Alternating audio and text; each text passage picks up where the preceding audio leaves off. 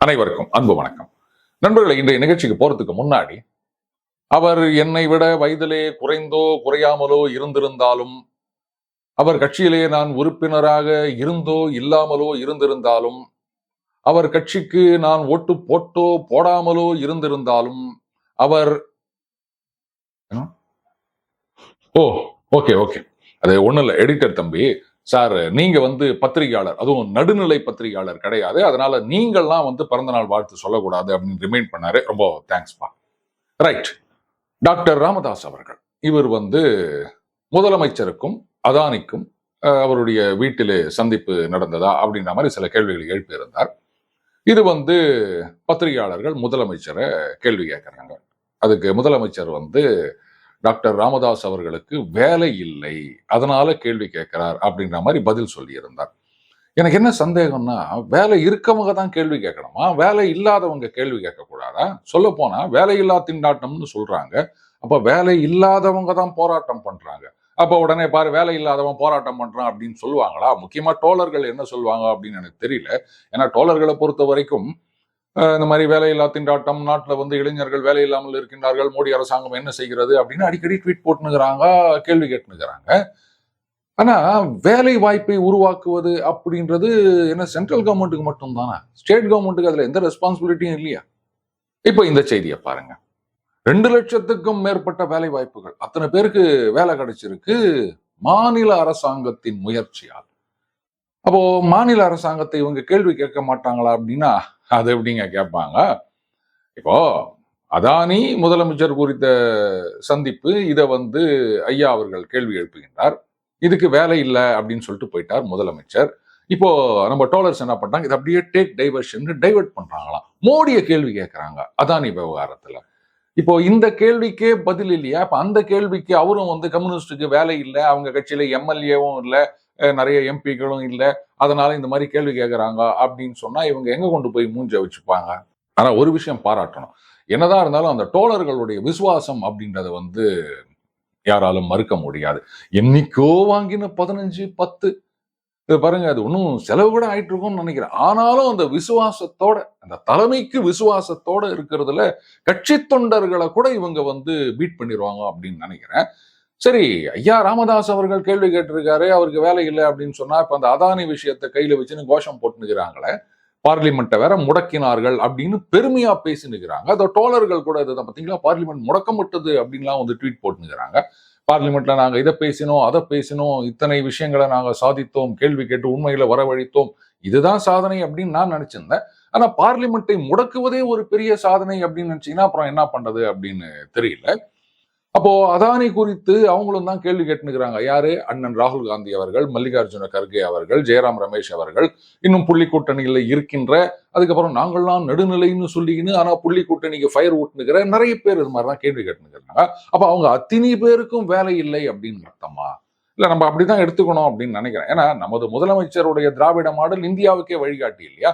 அப்ப அதே மாதிரி எத்தனை இவங்களும் வேலை இல்லாம ஏதோ கோஷம் போட்டுக்கிறாங்க அப்படின்னு தான் நம்ம சொல்லிட்டு போனோம். இதுல அண்ணன் ராகுல் காந்தி அவர்கள் ஒரு பொன்மொழி சொல்லியிருக்கார். அதானி குற்றத்தை ஒத்துப்பாராங்க. அதாவது இன்டெக்ட்மெண்ட், இந்த வார்த்தையை தான் திருப்பி திருப்பி அவங்க யூஸ் பண்ணிட்டு இருக்காங்க. சரி, அந்த வார்த்தைக்கு அர்த்தம் இதெல்லாம் நீங்க ராகுல் காந்தி கிட்ட கேட்கக்கூடாது. எந்த வார்த்தைக்கு தான் அவருக்கு அர்த்தம் தெரியும் அப்படின்னு நினைக்கிறீங்க? இங்க உபயோகப்படுத்துற சொற்களுக்கும் சரி விடுங்க, நம்மளாவது இங்கிலீஷ் நமக்கு தாய்மொழி கிடையாது. பிரிட்டன், அமெரிக்கா 2 பேருக்குமே அந்த வார்த்தைகளில் நிறைய வித்தியாசம் இருக்கு. நம்ம லாரின்னு சொல்லுவோம், அவங்க ட்ரக்குன்னு சொல்லுவாங்க, இங்க பெட்ரோல் டீசல்னு சொன்னா அங்க கேஸ்ன்னு சொல்லுவாங்க. எனக்கு கூட ரொம்ப சந்தேகமா இருந்தது, இன்னும் கேஸ் ஸ்டேஷன்றாங்களே அமெரிக்கால அப்ப கேஸ்ல ஓடுற வண்டி பல வருஷத்துக்கு முன்னாடியே வந்துச்சா அப்படின்னா இல்ல, நம்ம ஊத்துற பெட்ரோலை தான் அவங்க கேஸ்ன்னு சொல்லி நிற்கிறாங்க. ஸோ இன்டெக்ட்மெண்ட் அப்படின்றது நத்திங் பட் அந்த குற்றச்சாட்டு, அவ்வளவுதான், முடிஞ்சு போச்சு. இதுல வேற திடீர்னு ஏதோ தகவல்கள் வந்திருக்கின்றன, அந்த லஞ்ச புகார் இதுல அதானி பெயர் இல்லை அப்படின்னு, அது சில டெக்னிக்கல் இஷ்யூஸ், இந்த குற்றச்சாட்டு அந்த குற்றச்சாட்டு அப்படின்னு இருக்கு. ஃபுல் டீடைல்ஸ் வந்தோடனே நம்ம அதை பத்தி பார்க்கலாம். ஆனா நம்ம அன்னைக்கே சொல்லியிருந்தோம், வாட்ஸ்அப் சாட்டு, அதுக்கப்புறம் பவர் பாயிண்ட் பிரசன்டேஷன், இதையெல்லாம் ஒரு எவிடன்ஸ்ன்னு. இது இன்னைக்கு இது மாதிரி ஆகி போச்சுங்க, வாட்ஸ்அப்லயே வந்துருச்சு அப்படின்னு சில பேர் சொல்ல ஆரம்பிச்சிட்டாங்க. பாருங்க ட்விட்டர்லயே போட்டாங்க அப்படின்னு. இதுனோ கெஜெட்ல வந்த மாதிரி. அந்த நிலைமைக்கு அமெரிக்காவுடைய டிபார்ட்மெண்ட் ஆஃப் ஜஸ்டிஸும் ஆயிடுச்சு அப்படின்னு நினைக்கிறேன். கேஸ் வரட்டும், அதுக்கப்புறம் அதை பத்தியெல்லாம் நம்ம பார்க்கலாம். ஆனா அதுக்கு முன்னாடியே அதானி குற்றத்தை ஒத்துப்பாரா? சின்ன சின்ன இதுக்கெல்லாம் நீங்க அரெஸ்ட் பண்றீங்க, அவர் அரெஸ்ட் பண்ணி உள்ள போடுங்க அப்படின்னு ராகுல் காந்தி சொல்லிக்கிறாரு. அப்ப நேஷனல் ஹெரால்டு கேஸ்ல ராகுல் காந்தி அவர்களும் சோனியா காந்தி அவர்களும் உண்மையை ஒத்துக்க போறாங்களா? அப்ப அவங்களை அரெஸ்ட் பண்ணி உள்ள போடுங்க அப்படின்னு சொன்னா என்ன பண்ணுவாரு? இப்ப அரவிந்த் கெஜ்ரிவால் ஆகட்டும், இல்ல ஹேமந்த் சோரன் அவர்கள் ஆகட்டும், இவங்க மேதெல்லாம் வந்து குற்றச்சாட்டு சொல்லி அரெஸ்ட் பண்ணி உள்ள வச்சாங்க. அப்ப அவங்களுக்கு பெயில் குத்தது தப்பு, அவங்க என்ன ஒத்துக்குவா போறாங்க, அவங்கள மறுபடியும் வந்து ஜெயில போடுங்க அப்படின்னு சொல்லுவாரா ராகுல் காந்தி? இல்ல சொன்னாலும் ஆச்சரியப்படுறதுக்கு இல்ல. ஏன்னா பாஜகவை தோக்கடிக்க முடியாதுன்னு அவருக்கு தெரிஞ்சு போச்சு. அதனால அட்லீஸ்ட் இந்த புள்ளி கூட்டணி கூட இருக்கவங்கள பல பேர் அவங்களெல்லாம் உள்ள தள்ளிட்டா அப்பவாது காங்கிரஸ் ஜெயிக்காதா அப்படின்னு பக்கத்துல இருந்து இந்த ஃப்ரெண்டு பிலாசபர் மிஸ்கைடுன்னு யாராவது சொல்லி கொடுத்தா இப்படி கூட யோசிக்கலாம்.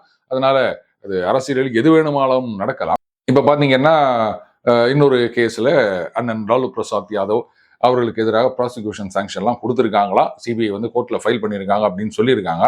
என்ன பண்றது, ஹெல்த் கண்டிஷன் அப்படின்னு பெயில் வாங்கிக்கின்னு இவர் அரசியல் பண்ணினுக்கிறாரு. இதெல்லாம் வந்து சட்டத்துக்கு முன் எல்லாரும் சமம் அப்படின்னு நம்பிட்டு இருக்க நமக்கு ஆச்சரியமா இருக்குது. அவருக்கு மட்டும் எப்படி பெயில்? அரசியல் பண்றதுக்கு வந்து ஹெல்த் கண்டிஷன் பர்மிட் பண்ணுதா? இல்ல ராகுல் காந்தியை பார்த்து கல்யாணம் பண்ணிக்கப்பா அப்படின்னு அட்வைஸ் பண்றதுக்கு ஹெல்த் பர்மிட் பண்ணுதா? சந்தேகம் இருக்கதான் செய்யுது. சரி, என்ன பண்றது? முதலமைச்சரை ஒரு தொழிலதிபர் சந்திப்பது, ஃபார் தட் மேட்டர் அது முதலமைச்சரோ பிரதம மந்திரியோ இல்ல எந்த ஒரு அமைச்சரோ, இவர்களை தொழிலதிபர்கள் சந்திப்பது, அதுவும் ஹோட்டல்லையோ இல்ல வந்து வீடுகளிலேயோ அப்படின்றது வந்து நம்ம நிறைய இடத்துல பார்க்கலாம் இந்தியாவில். இது தமிழகத்துல மட்டும் ஒரு புதுசான விஷயம் கிடையாது. எனக்கு பழைய விஷயம் ஒண்ணு ஞாபகத்துக்கு வருது. எம்ஜிஆர் அவர்கள் 77 முதலமைச்சராக பொறுப்பேற்ற பிறகு கொஞ்ச காலம் போன உடனே அமைச்சரவையில் இருந்த ஒரு அமைச்சர் வந்து சிஎம் கிட்ட போயிட்டு இந்த மாதிரி தொழிலதிபர்கள் சில பேர் உங்களை வந்து பார்க்கணுன்றாங்க, தமிழ்நாட்டில் தொழில் துவங்குவது சம்பந்தமாக, அது ராமாவரம் தோட்டத்துக்கு வர சொல்லியிருக்கோம் அப்படின்னு உடனே பதறி போயிட்டாராம் எம்ஜிஆர். என்னங்க நீ பாடி வீட்டுல வந்து மீட் பண்ண சொல்றீங்க, அதுக்கப்புறம் யாராவது வந்து ஐயோ ஏதோ தப்பு நடக்குது, லஞ்சம் வாங்குறாங்க, ஊழல் பண்றாங்க அப்படின்னு சொன்னா என்ன ஆகுறது? எதுவா இருந்தாலும் கோட்டையில அலுவலகத்துல வந்து சந்திக்க சொல்லுங்க அப்படின்னாராம். அப்படி இல்லைங்க, அங்கன்னா வந்து பிஸியா இருக்கும், அந்த ஃபைலு இந்த ஃபைலு இந்த போனு இப்படிலாம் வந்துட்டு இருக்கோம், நிதானமா வந்து பேசணும் அப்படின்னா இதுதான் சரியா இருக்கும் அப்படின்னு அவர் கன்வின்ஸ் பண்றதுக்கு படாத பாடுபட்டாங்க அப்படின்னு சொல்லுவாங்க. ஆனா இன்னைக்கு காலம் மாறி விட்டது. சரி, ஸ்ட்ரெயிட்டாவே சொல்லிட்டு போயிடலாம், ஆமாங்க இந்த மாதிரி வந்து தமிழ்நாட்டில் இன்னும் நிறைய தொழில் துவங்க வேண்டும், அதுக்காக சந்திச்சோம் அப்படின்னு சொல்லியிருந்தா பிரச்சனையே வந்திருக்காது. இந்த அதிமுகல வேற வந்து இந்த கேள்விக்கு பதில் இல்லையா அப்படின்லாம் போட்டு ட்ரெண்ட் பண்ணிருக்கிறாங்க. இதையெல்லாம் தவிர்த்து இருக்கலாம். சந்திச்சோம், சந்திக்கல, இதுல ஏதாவது ஒண்ணுதான் உண்மையா இருக்க போகுது இல்லையா? அது மாதிரி எல்லாம் சந்திப்பு நடக்கவே இல்லை அப்படின்னு சொல்லிட்டு போயிருக்கலாம். இதுல இன்னொன்னு சொல்லியிருக்காரு, அந்த ஊழல் அப்படின்னு சொல்றாங்களே போது அந்த துறை சார்ந்த அமைச்சர் பதில் சொல்லிவிட்டார் அப்படின்னா, பாருங்க சீஃப் மினிஸ்டர்னு எதுக்கு சொல்றோம்? அதுவும் அவர் கட்சி தலைவராக வேற இருக்கின்றார். எது நடந்தாலும் அந்த சிஎம் தான் ஆட்சியின் முகமாக தெரிகின்றவர்.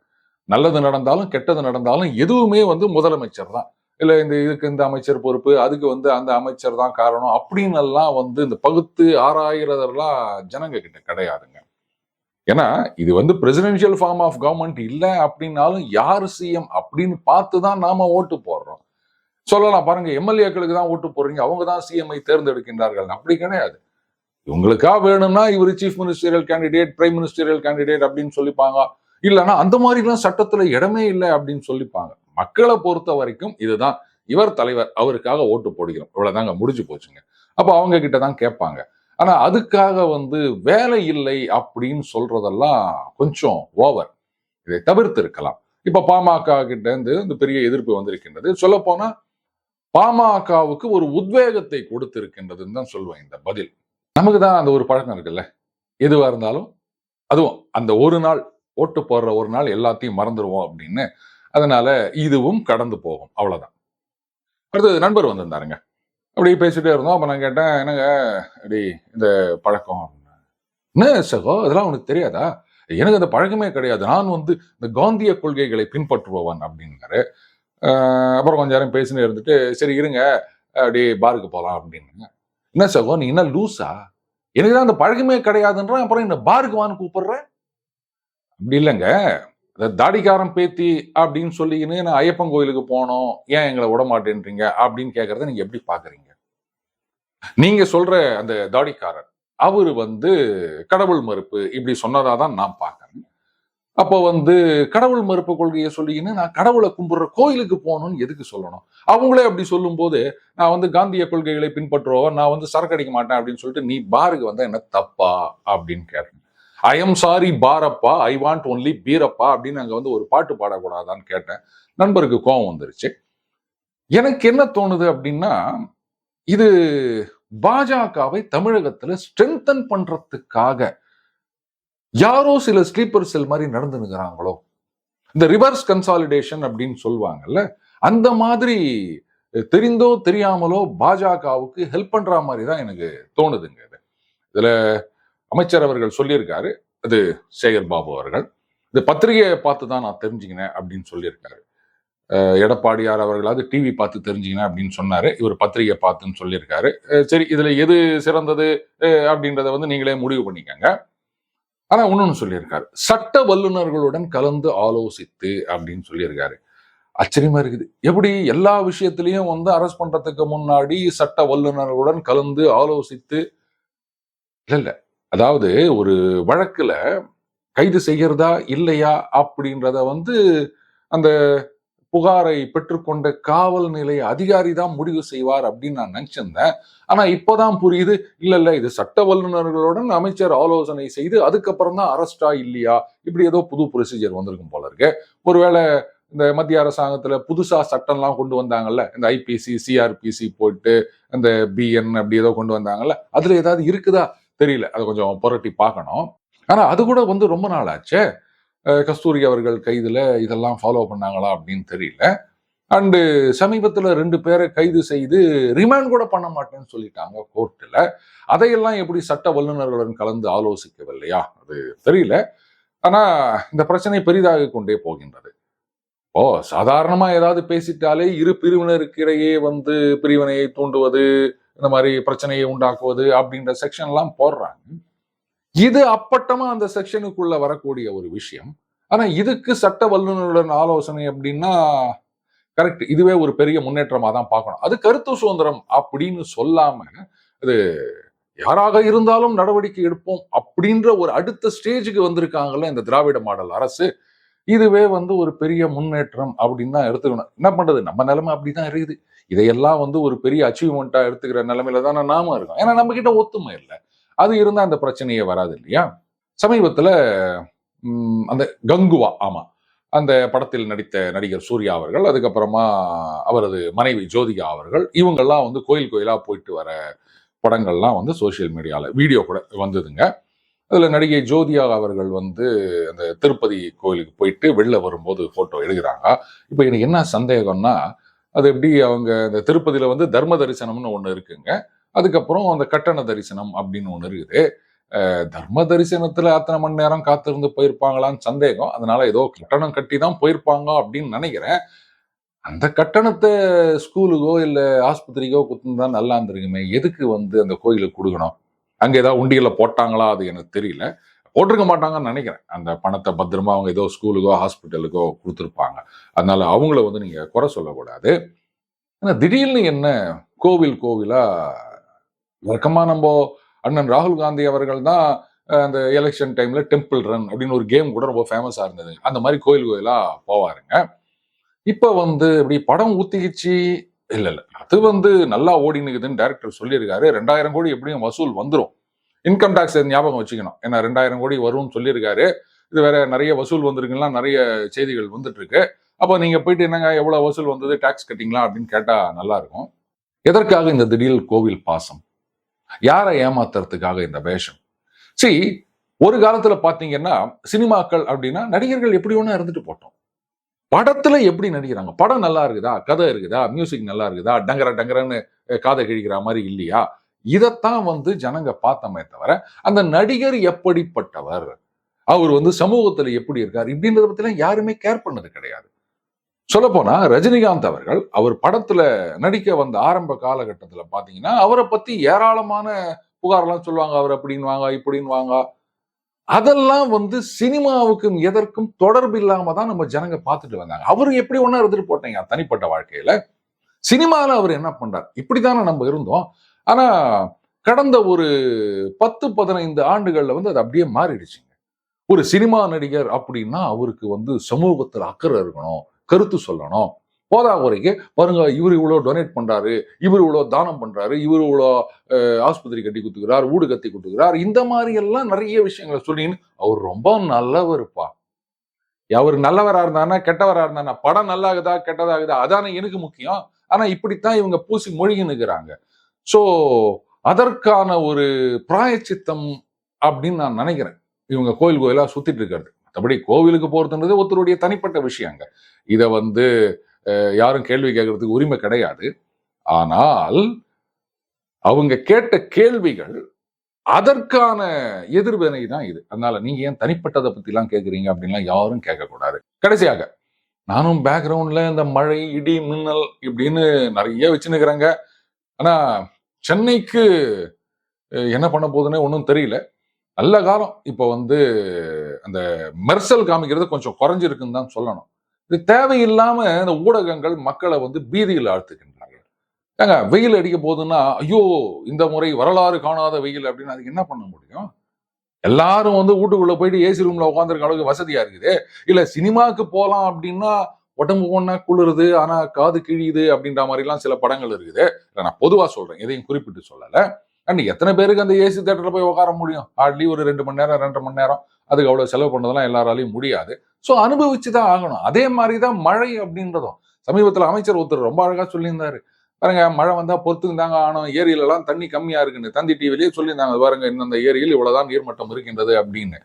ஏதோ ஒரு 2 நாள் 3 நாள் மழை பெய்யுது அப்படின்னா அதை அட்ஜஸ்ட் பண்ணிட்டு போக வேண்டியதுதாங்க. இதை வந்து ஐயோ மழையே வரக்கூடாது அப்படின்னா மழை ஒருவேளை வரல அப்படின்னு வச்சுக்கோங்க. அதுக்கப்புறம் 3 மாசம் 4 மாசம் கொரத்தை தூக்கி அலையணும். அதுக்கு என்ன பண்ண போறோம் நம்ம? இந்த தடவை ஃபெங்கல் புயலா இது வந்து டெல்டா மாவட்டங்கள்ல கொஞ்சம் காட்டு காட்டுன்னு காமிச்சிக்குதுங்க. புயலா மாறுவதற்கு முன்னாடியே இந்த மாதிரி எல்லாம் ஆட்டம். இது புயலா மாறிடுச்சுன்னா என்ன பண்ணுது அப்படின்னு தெரியல. பட் இனியும் சமாளிச்சுதான் ஆகணும். வேற என்ன பண்ண முடியும் சொல்லுங்க? இந்த மாதிரி வந்து தாழ்வான பகுதிகளில் இருப்பவர்கள் அவங்கள வந்து பாதுகாப்பான இடங்களுக்கு கொண்டு போகணும். அரசாங்கம் வந்து ஷெல்டர்லாம் ரெடி பண்ணணும். அந்த உணவுப் பொருட்கள் இதெல்லாம் தயார் செய்ய நிலையில வச்சிருக்கணும். இதை தவிர நம்ம வேற என்ன பண்ணிட முடியும்னா, மழையே வரக்கூடாதுன்னு சட்டமா போட முடியும். மழை வரலன்னா நாரி போடுவோம் நம்ம. மழை வந்தாலும் நாரி போடுவோம். அது வேற விஷயம். இதுல பாத்தீங்கன்னா பாருங்க, எங்கெங்கெல்லாம் வந்து தண்ணி நிக்குது அப்படின்னா கரெக்ட். மழை பெய்யும் போது தண்ணி நிக்க தான் செய்யும். மழையில என்ன வருது? தண்ணி தான் வருது. அப்ப அந்த தண்ணி நிக்காம என்ன பண்ணும்? இப்படி ஒரு புத்திசாலித்தனமான கேள்வி கேட்கலாம். இல்லங்க, கால்வாய் அப்படி இப்படின்னாங்க. அதாங்க, இந்த மழை நின்ற பிறகு தண்ணி தானா போயிடுங்க. சரிங்க, மழை நின்று 2 மணி நேரம், சொல்ல போனா சென்னையில பெரிய அளவு மழை அப்படின்னு சொல்ல முடியாது.